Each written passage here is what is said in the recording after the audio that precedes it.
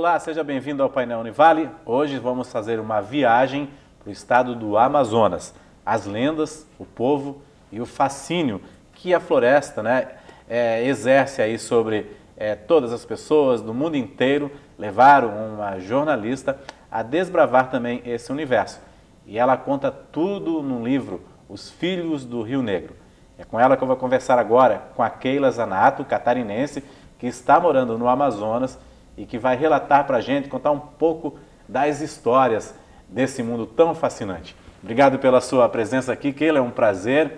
Keila, como é que foi sair de Santa Catarina, você é de 13 Itilhas, né? Mas morava aqui na região de Balneário Camboriú, para desbravar todo esse universo, né?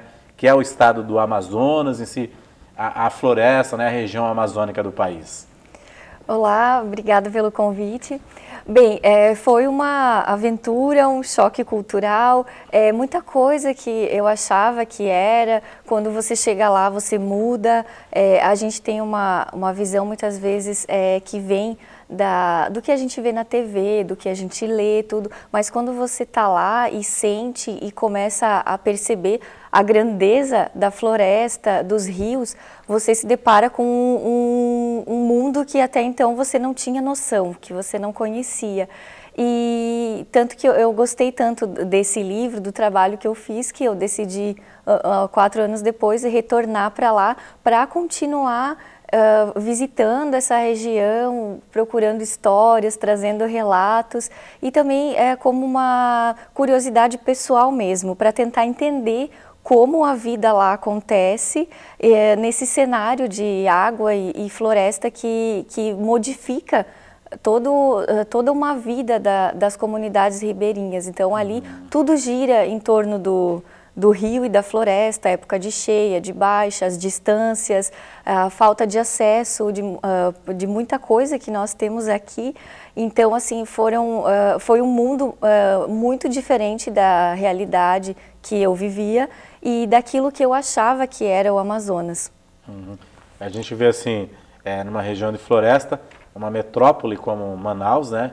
Tem shoppings e tudo mais que tem numa cidade grande, uma cidade de grande porte, mas se afastando um pouquinho, já vê esse mundo diferente, né? Isso, é muito diferente porque aqui, Balneário, Florianópolis, Blumenau, são cidades parecidas.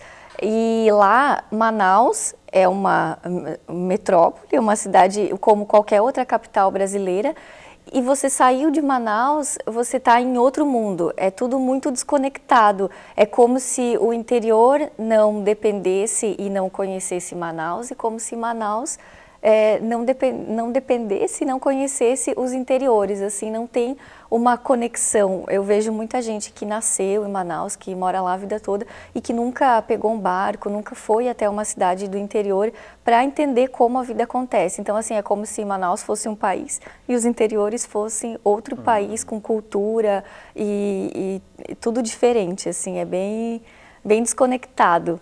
E como é que você, no seu livro, você relata bastante, né? Da cidade lá de Santa Isabel do Rio Negro, né? Isso. Como é que você percebeu a vida das pessoas, a cultura de lá? É uma vida um pouco mais sem pressa, sem estresse do que a gente está acostumado aí nessas metrópoles, nesses perímetros urbanos? Isso, é muito diferente. Esse ritmo, o tempo, ele é muito mais lento e também a maneira como as pessoas vivem. Nós, nas cidades, a gente está sempre naquela correria, sempre acordando cedo, trabalhando, tentando, né, sempre fazer alguma coisa para ganhar mais dinheiro, para progredir, para comprar um carro, um apartamento. E no interior eles não têm isso. Eles acordam, aí eles tomam café em família, depois cada um que tem alguma coisinha para fazer, ou vai para a sua rocinha, ou vai para o seu comércio, e assim, eles estão trabalhando naquilo ali para ter um dinheiro para comer. Eles não têm essa visão assim tão capitalista quanto a gente, porque também eles já não têm tanto acesso a tudo, então eles acabam ainda se visitando muito, e aí assim eu comecei a perceber que parecia aquela vivência de quando a minha mãe era criança ou a minha avó, e eles me contavam como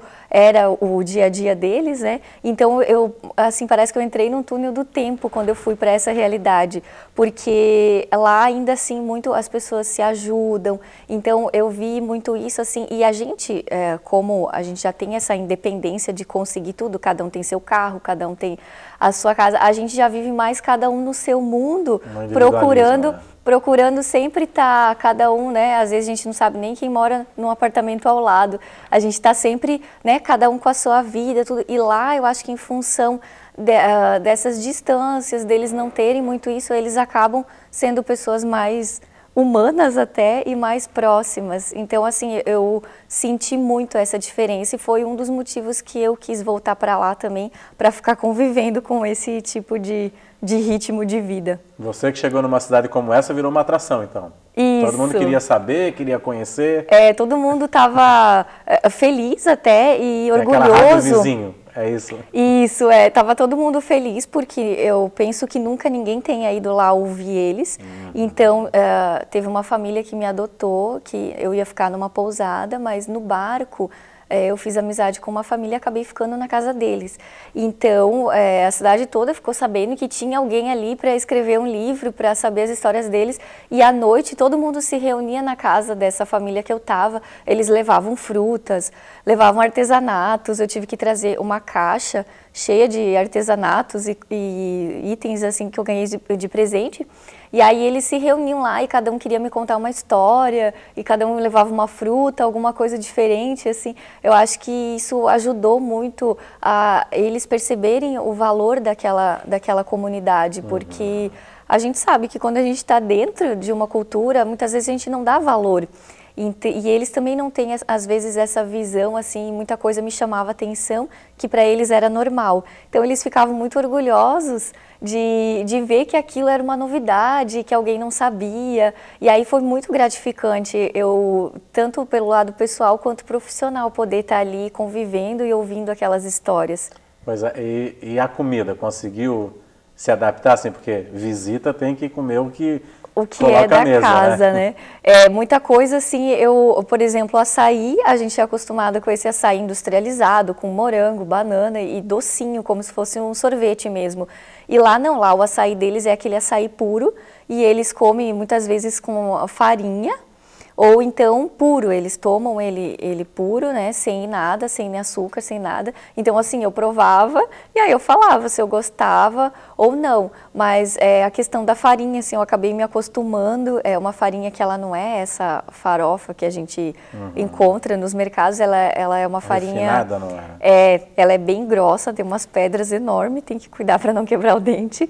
E aí foram coisas assim que eu estranhei um pouco, porque eles temperam muito mais a comida, é mais forte do que eu estava acostumada, mas assim, nada do que eu falasse, não, isso eu não vou fazer, tudo eu queria provar, e como eu estava numa cultura diferente, eu procurava fazer as mesmas coisas que eles, também como um motivo para ser aceita, e também para provar, para tentar viver uma coisa diferente, né, do que eu vivia. Quando você descobriu que um trabalho de conclusão de curso daria um livro assim, Keila? Na verdade, eu fiz o projeto para fazer esse livro pelo TCC, no curso aqui de jornalismo, e quando eu fui escrever as histórias, tudo, eu fiz o livro e acabei engavetando ele, porque eu tinha mais ele assim como uma coisa para o curso, uma coisa que eu fiz que eu gostava, mas que era para o curso. E então eu até tentei fazer alguns orçamentos, mas não achei viável publicar ele e acabei deixando. Só que eu sempre pensava que eu precisava dar esse retorno para aqueles personagens, que era uma coisa que eles ficaram esperando. E aí, em 2016, como eu voltei para lá e as histórias vão ter continuação, eu decidi publicar ele aqui com a editora da Univale. E aí eu sempre digo assim que ele me dá muitas alegrias, assim, não é uma coisa que agora eu posso largar tudo e ficar só escrevendo livro que eu sou bem remunerada. Não, é uma coisa que eu consegui, assim, que eu estou conseguindo ter muitas alegrias com ele e abriu assim outras portas e também assim eu vi que se eu for para esse caminho eu vou ser muito feliz. E a satisfação de registrar essas histórias, né?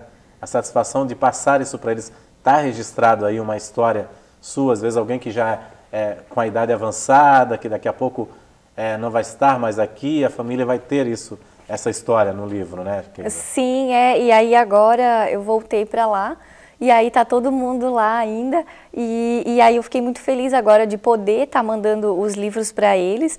Aí eles me mandaram fotos, assim, lendo o livro e recebendo o livro. Então, assim, foi muito gratificante que, embora tenha ficado todo esse período engavetado, eu ainda consegui fazer com que todo mundo recebesse o livro. Até em Manaus, no teatro, tem o Seu Nonato, que ele é o personagem que ilustra o capítulo do teatro, que é o primeiro capítulo do livro, e ele já era bem de idade e ele já trabalhava há 37 anos no teatro. E aí agora eu fui lá, encontrei ele lá ainda trabalhando agora há 44 anos lá, e aí ele ficou muito feliz com o livro. Que bacana, eu li a história do Seu Nonato, né, que começou arrumando ali como pedreiro contratado e passou a ser funcionário do teatro. Isso, né? E agora já passou por todas as funções lá dentro. Ele disse que ele nem tira mais férias porque todo mundo fica ligando para saber as coisas. Olha que bacana.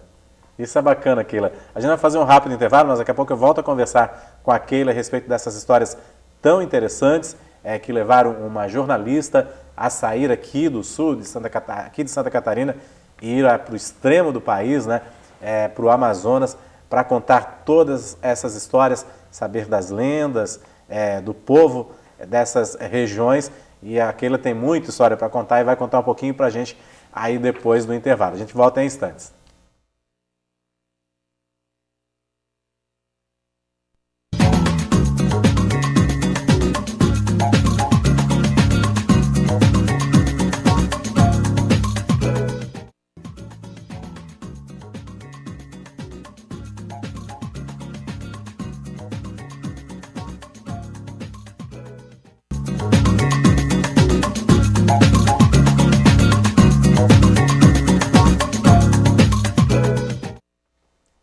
Olá, estamos de volta com o Painel Univale. Hoje a nossa convidada é a Keila Zanato, jornalista catarinense, que escreveu o livro aí, Filhos do Rio Negro, sobre a história de pessoas lá do Amazonas, lá da floresta, que vivem aí uma situação bem diferente, um modo de vida bem diferente do que a gente vive aqui nesse eixo sudeste, sul, nordeste. A Keila escreveu o livro, foi resultado de um trabalho de conclusão de curso dela, publicado pela editora Univale, e a Keila vai contar mais um pouquinho para a gente sobre essas histórias fascinantes dessas pessoas, principalmente lá de Santa Isabel do Rio Negro. Keila, quantos quilômetros são de Santa Isabel do Rio Negro a Manaus? De Manaus a Santa Isabel, a capital? Eu não lembro agora o número exato, mas é entre 700 e 800 quilômetros. É via fluvial, né? Que não é tão fácil assim chegar em 700 como a gente chega até São Paulo, deve ser como daqui a São Paulo, né? Isso. E chega assim em 8 horas de carro, né? Essa comodidade que a gente tem aqui e essa nossa noção de distância lá é muito diferente, porque lá você precisa pegar um barco e você fica dias para chegar até Manaus ou algum outro lugar assim. E é tudo pelo rio, né? Tudo que acontece é pelo rio. Então, avião mesmo é só as Forças Armadas que utilizam, que ajudam também as comunidades com o que eles precisam, e a saúde também, às vezes, ela disponibiliza, mas assim, em estado muito grave. Então, é só os caminhos pelo rio mesmo. E aí, quando é época de seca, acaba dificultando, porque aí fica nas pedras e muita embarcação encalha, acaba não conseguindo chegar ao destino final. E são também essas embarcações que levam os suprimentos para essas cidades. Então, na época de janeiro, fevereiro, que o rio está no nível mais baixo, ele atinge ele seca, né? E aí as pessoas acabam ficando sem alimento ou tendo dificuldade para conseguir comprar as coisas, porque o preço também fica muito alto. O preço é bastante alto. Isso. Hortaliças, verduras e tudo mais Não é de fácil acesso, então? Não, na verdade, até mesmo em Manaus, é tudo muito caro. O preço de frutas e verduras, assim, caro quanto, né? Você compra 5, 6 bananas, já dá 6, 7 reais. Você compra um cacho de uva, claro, vai daqui, mas também um cacho de uva é 6 reais. Uma caixinha de morango, uma daquelas embalagens que aqui a gente compra 4 por 12, lá uma unidade é 16 reais. Nossa. Então, assim, coisas que eu sempre digo, a gente compra para matar à vontade, não é uma coisa que a gente tem essa fartura, um pé de alface é 5 reais. E aí nos interiores ainda é mais, porque a balsa que sai de Manaus, os barcos com os alimentos, eles cobram o frete do comerciante. Então isso interfere em todos os produtos, não só na parte de hortaliças, ele interfere bastante nesse preço final. E aí as comidas, assim, o que as pessoas comem mais industrializado por exemplo, nas casas o café da manhã é pão com margarina, então não tem assim um queijo, um presunto, alguma coisa assim, porque é muito caro e a renda dessas famílias nesses lugares é muito mais baixa. Muito mais baixa. Às vezes uma cidade como essa vive de funcionalismo público.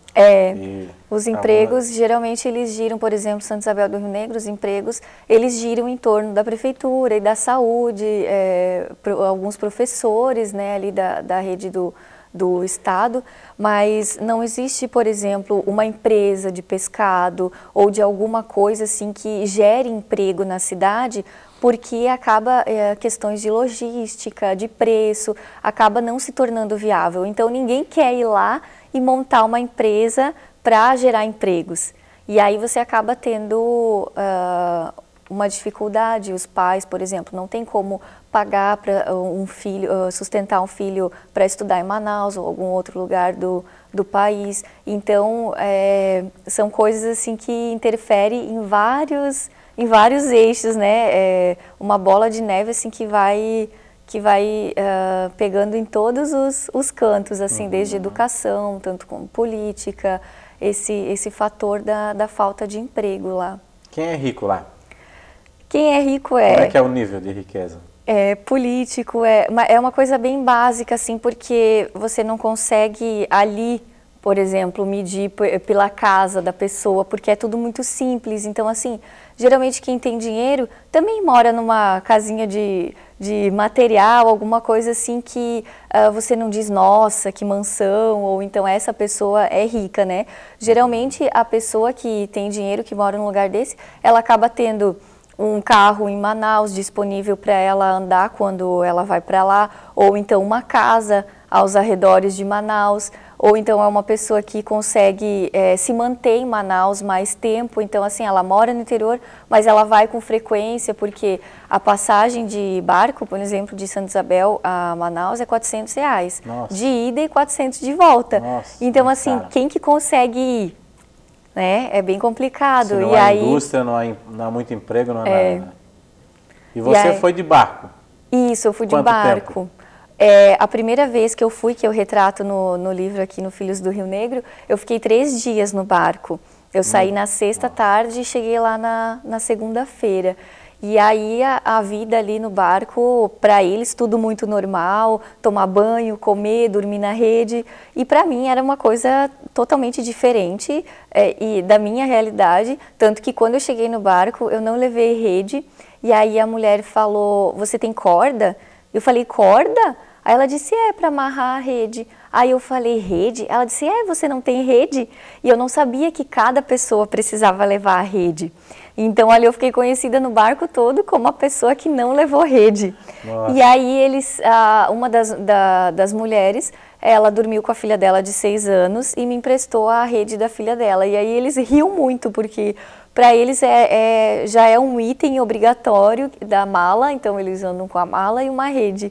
E para mim era uma coisa que era do barco e que não precisava levar. Então, assim, muitas coisas que também eu fui percebendo que eu precisava virar personagem no livro em conta dessa diferença. E eu escrevi o livro pensando nas pessoas do sul, dos lugares que não conhecem essa realidade. Então eu vi que era necessário eu contar também. Na primeira pessoa. E isso também contar a minha experiência ali como alguém de fora.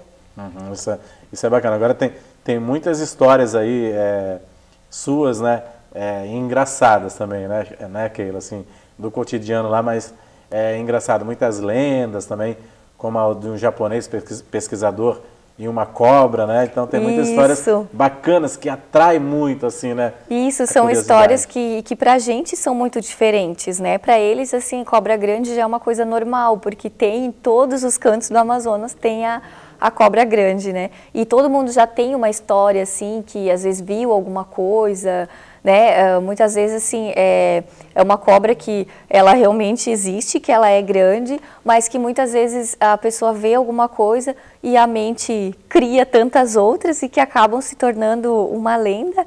E aí um capítulo que eu gosto bastante é o do Yanomami, porque até então, para mim, os indígenas, eles já eram pessoas de cidade, pessoas que não era mais aquela visão daquele livro de história que a gente vê na escola. E aí quando eu conheci um Yanomami, e ele começou a me contar com muita dificuldade no português, porque ele tem a língua dele, e que ele mora nessas malocas ainda, no meio da mata, nessas comunidades, e que eles têm um tuxaua, que é o chefe deles, onde eles não podem ir para a cidade, por exemplo, e voltar para lá com um relógio, com alguma coisa da nossa cultura. Então, assim, eles têm muito ainda essa barreira para ter esse contato com os brancos. Eles não querem nada da nossa cultura, eles querem preservar a cultura deles. E aí, assim, os rituais que eles fazem, eles passam a madrugada dançando, aí de manhã eles tomam um banho e vão para as atividades deles, vão pescar, vão caçar. E também quando morre alguém, eu achei muito interessante o ritual que eles fazem, que eles queimam a pessoa e pegam essa cinza e fazem um mingau de banana, e existe ali dentro uma hierarquia que toma esse mingau de banana com as cinzas do morto. Então, se morre o pai, o filho mais velho toma, e tem toda uma hierarquia que vai tomar esse mingau de banana. E aí agora, sim, eu já sei outras histórias deles e também gosto muito da maneira como eles pensam, que para eles, por exemplo, uma árvore e uma pessoa são duas coisas com vida que merecem o mesmo respeito, merecem ser tratadas da mesma maneira, e que a gente está aqui numa teia onde, se você tirar alguma coisa, vai dar problema em algum outro pontinho dessa teia. Então, para eles, como eles são da floresta e eles querem preservar esse lugar onde eles moram, eles falam que a gente não entende, que se a gente não cuidar das coisas, vai se acabar e ninguém mais vai ter. Que lição! É uma lição mesmo. E aí outra coisa que eu gosto deles é que quando morre alguém, eles queimam todos os objetos da pessoa. Se a pessoa sentava nesse banco, eles queimam esse banco. Se a pessoa se encostava em uma parede, eles raspam aquela parede como se fosse para tirar digital e para o lugar ficar diferente, porque eles dizem que é muito triste se eles ficam vendo alguma coisa daquela pessoa, fica lembrando, então eles modificam o local, queimam tudo. E aí é interessante porque eles falam assim: e vocês, na cultura de vocês, o que vocês fazem quando alguém morre? Vocês brigam pelos pertences da pessoa. A pessoa nem esfriou no caixão, os filhos, os tios, a família toda já está se matando, disputando aqueles pertences da pessoa que morreu. Muitas vezes a pessoa ainda está viva e já estão torcendo para que morra, para ficar com os bens daquela pessoa. Então, assim, eles têm uma visão bem da gente como o povo da mercadoria, que eles falam que a gente está sempre vivendo no futuro, procurando um apartamento melhor, um celular melhor, sempre procurando essas coisas, assim, e ele diz que eles não entendem como que a gente vive em paz, fazendo esse tipo de coisa. Às vezes não vivemos, né? Não vivemos, exatamente. Realmente. Tá aí o motivo de muita violência e crimes. De ganância, até mesmo da corrupção, né? Porque a gente sempre quer mais, e então quando entra o dinheiro em jogo, não existe muita gente honesta. Temos que absorver mais a filosofia dos Yanomamis aqui. Isso. Trazer mais para o conhecimento aqui dessas regiões. E eu gosto bastante porque eu passei por esse processo de me desfazer de tudo para poder ir para lá. E eu comecei a perceber que muita coisa que a gente acumula de bens materiais e coisas que a gente acha que precisa, no fundo a gente não precisa e que a gente vive muito bem sem essas coisas. Então, assim, eu gosto bastante desse pensamento deles. Olha, que bacana, hein? Assim, é uma lição de vida mesmo, né, que realmente não pode ficar fora de um registro como um livro, né, Keila? Então, isso que é interessante, Isso, né? eu consegui atrelar essas duas coisas, assim, eu sempre gostei muito de ouvir histórias das pessoas, então, tá lá convivendo é uma experiência muito gratificante. Eu sempre digo que agora eu meço muitas coisas que eu reclamo na vida, porque eles não têm nada, eles moram num lugar de muita dificuldade e eles são muito mais felizes do que nós.